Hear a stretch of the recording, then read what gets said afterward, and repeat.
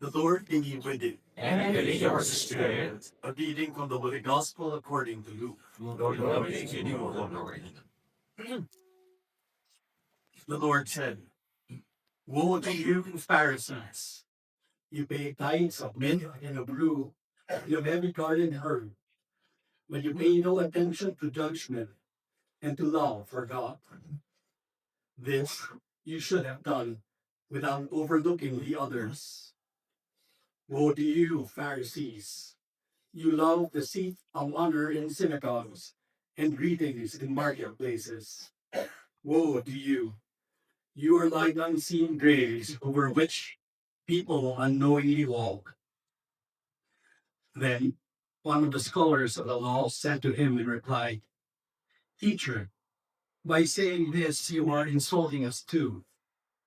And he said, "Woe also to you, scholars of the law! You impose on people burdens hard to carry, but you yourselves do not lift one finger to touch them." The Gospel of the Lord. Una-una po, magpapaliwanag po ako. Your Eminence, nauna naman pong na-form yung grupo po. Bago po, bago na-finalize po yung ating sa presinto nagpaliwanag. So, Your Eminence, we have 83 pilgrims from Catholic Travel. Pwede pong tumayo ang aming grupo. Yeah. I am with Father Mon Camacho po of Palawan, of Taytay. Yeah, thank you. Dear pilgrims, these are the priests from the Archdiocese of Manila. And we are privileged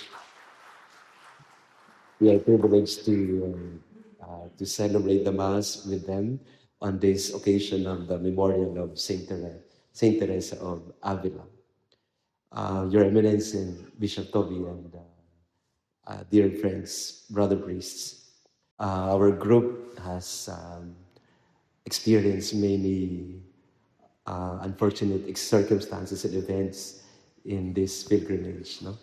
May isa po kami ngayon nasa hotel at na-fracture yung kanyang hip dahil nadulas po siya. Kaya nasa hotel po siya, si Ate Annie. At kanina lang po ay meron kaming couple who lost their passport and wallet. And we are praying for you, Kuya Joseph and Ate Shirley. This Mass is being offered for both of you. And there are many others na nadudulas po. So it has not been an easy journey for us. Kaya po ang prayer ni Saint Teresa ay something very appropriate for, not just for our group, but for all of us. Let nothing disturb you. Let nothing frighten you. All things are passing. God never changes. Patience obtains all things. Whoever has God lacks nothing. God alone suffices. Okay, Kuya Joseph, Ate Shirley, we may have lost something very valuable in our life, in your life, but definitely God will make up for it more than enough what we have lost. God alone suffices. And I think this is also the message for all of us, clergy of Manila, especially of our gospel today. Ang sabi po sa atin ay, you should have done without overlooking the others. We can do all these things that are required of the law, that are asked of us. But we should not also overlook the others. And I was just reflecting on it.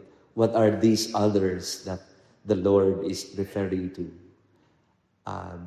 Tama naman yung sumunod sa liturgical rubric and norms, etc. At tama din po yun na canonical din tayo. Our cardinal is a canon lawyer.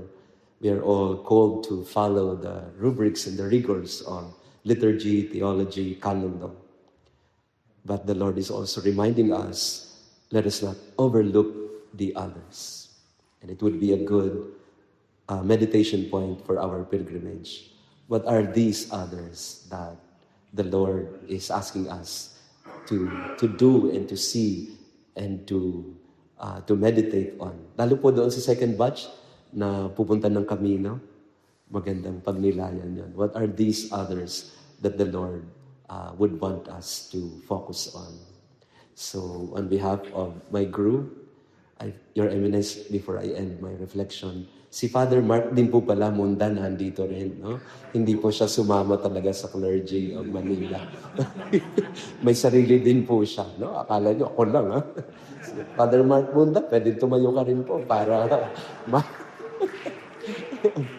Father Mark po is with his family po. Pwede po tumayo ang family ni Father Mark. Mga kapatid po ni Father Mark. So, on behalf of our group, dear brother priest, Your Eminence, Bishop, we are happy to become pilgrims of hope. Kanina po, marami sa amin malapit na madurog, no? Kasi nagsiksikan talaga doon sa St. Peter's. Meron po kami dito ng mga 87, 80 plus na mga pilgrims.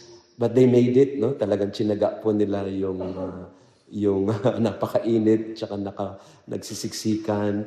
At yung isa nga po ay nakipag-away na, nakipag-FU na. So mga ibang but nevertheless, let us maintain the grace of the pilgrimage. We are pilgrims of hope, and let nothing disturb us. Let Saint Teresa of Avila remind us, nothing will disturb us, because God alone suffices.